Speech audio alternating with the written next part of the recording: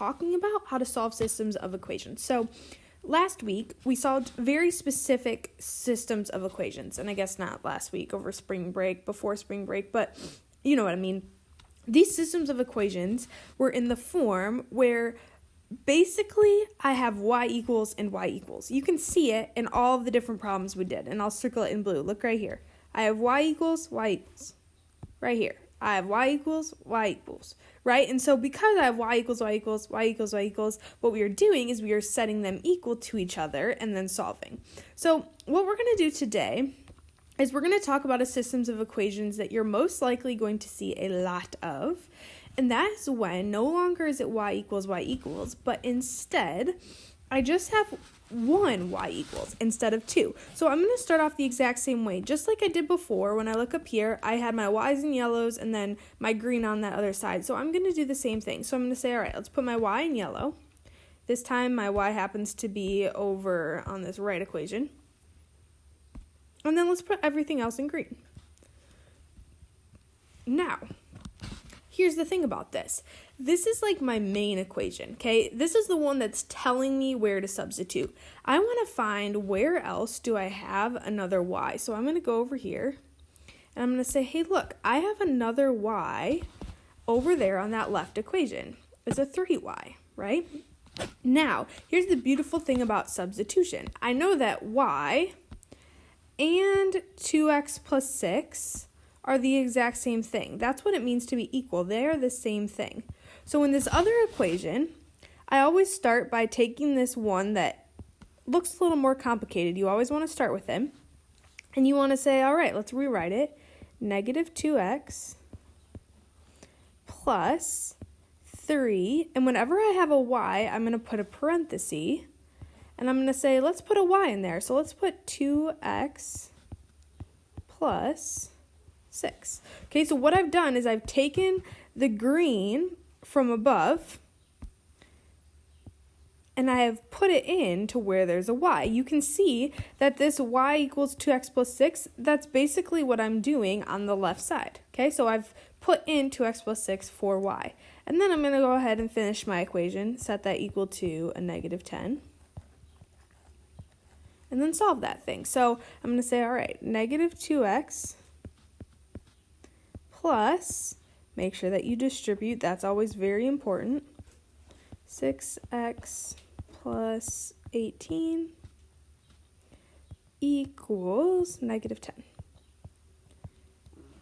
I always combine like terms next, so I'm going to combine those two x's. So this is going to be 4x plus 18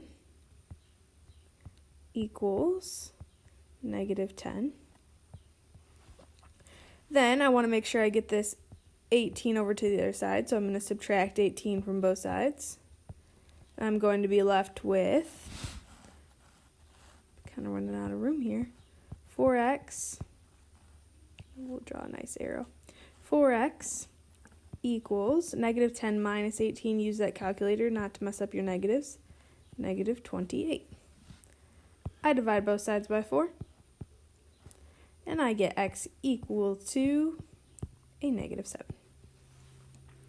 Okay, and what I've just found is my x value, and we've talked about how that really is my final answer right there. Okay, so x equals negative 7. It's my final answer for the x. I still need to find y because the systems of equations has an x and a y, so I'm halfway there. Now, I'm just going to tell you, if I were you, I would always focus on this simple equation next. So I would bring this second equation, this is my second step, y equals, this is where I would have 2x, I don't know why that line is there. Let's erase this line. There it is. 2x plus 6. Okay, now, this is where what we just figured out comes into handy. X is equal to 7, or negative 7, excuse me. X is equal to negative 7. So I'm going to come over here and I'm going to find where my x is. I have an x in this second equation. I put it in red. And so what I'm going to do is I'm going to say, all right, y equals 2 times a negative 7 plus 6. I put in negative 7 for x. I substituted in. So that means y equals 2 times a negative 7 is a negative 14 plus a 6.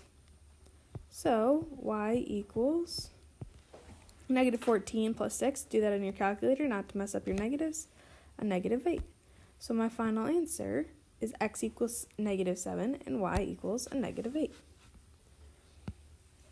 Okay, originally I was going to have you do f by yourself, but I'm going to actually lead you through it again. So we're going to start a very similar way.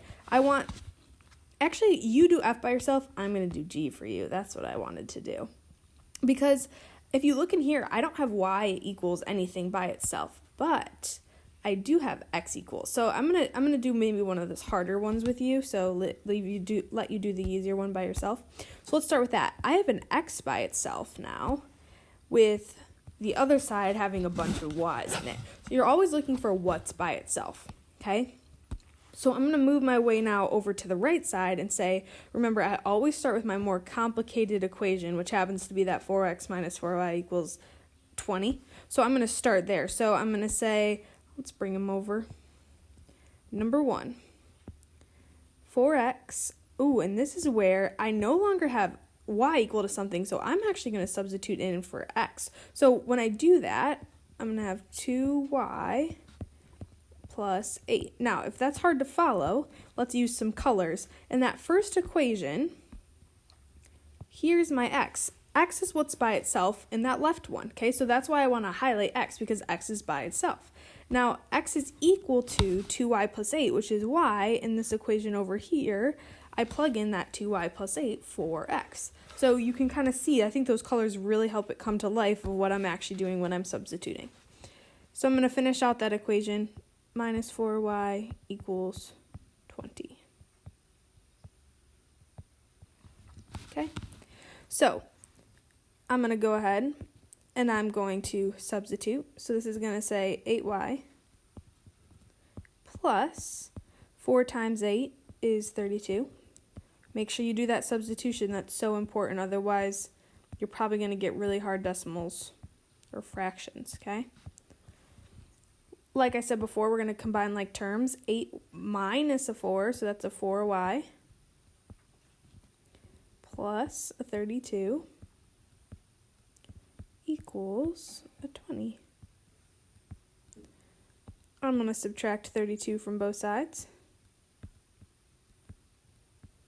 Again, use that calculator so that you don't make a silly mistake. So I'm going to have 4y equals a negative 12.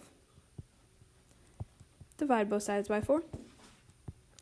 And I'm going to have y equal to a negative 3. Okay, so y equals a negative 3. Now, this is what we talked about before. When I've solved one thing, I'm halfway there. I'm almost there. I'm so close. Okay? I see that now I have a y by itself. Remember, this is when I want to use my easier equation. So I'm going to go back to that first one. So my second step, let's write down our easier equation. My easiest equation is x equals 2y plus 8. And I like to do that highlighting because it makes it come alive. I have this y on the other side. And I also have this y highlighted over here. Y is equal to a negative 3. So instead of a y, I'm going to put in a negative 3. So I'm going to have x equal to 2 times a negative 3 plus an 8. So x is equal to negative 6 plus an 8. X equals a 2. Okay, so my final answer then is x equals 2 and y equals negative 3. So what I want you to do for homework for me today, I want you to try to solve f and h, okay? That's 2 problems. It might take you a while because some of these are kind of long, but I want you to really work through getting those. I'm going to put an answer key up so you can even check your work. You have to be able to ask me questions. Tomorrow, I'm going to actually make you do a video, basically doing what I just did, explaining your steps, how you got there. I want to make sure that you're not just using a photo math or typing it in online and finding your answers. I want to know that you can actually do this. So It's not going to be worth a ton of points, but it's going to be worth more than a regular homework assignment because I want to see you put some effort into it. Okay, if you put effort into it and you completely get it wrong, you're still going to have a good grade. I just want to see and test where you're at. In class, I can always know where you're at because I can watch you do your work, I can find your mistakes, and it's been really hard to be able to do that on e-learning. So take this opportunity in this video, show me what you know. If you're completely lost, ask me questions. Let's get a Zoom meeting. I would love to help you. So put some work into it this week. I'm proud of you. Keep working hard, and I will hopefully see you later. Bye.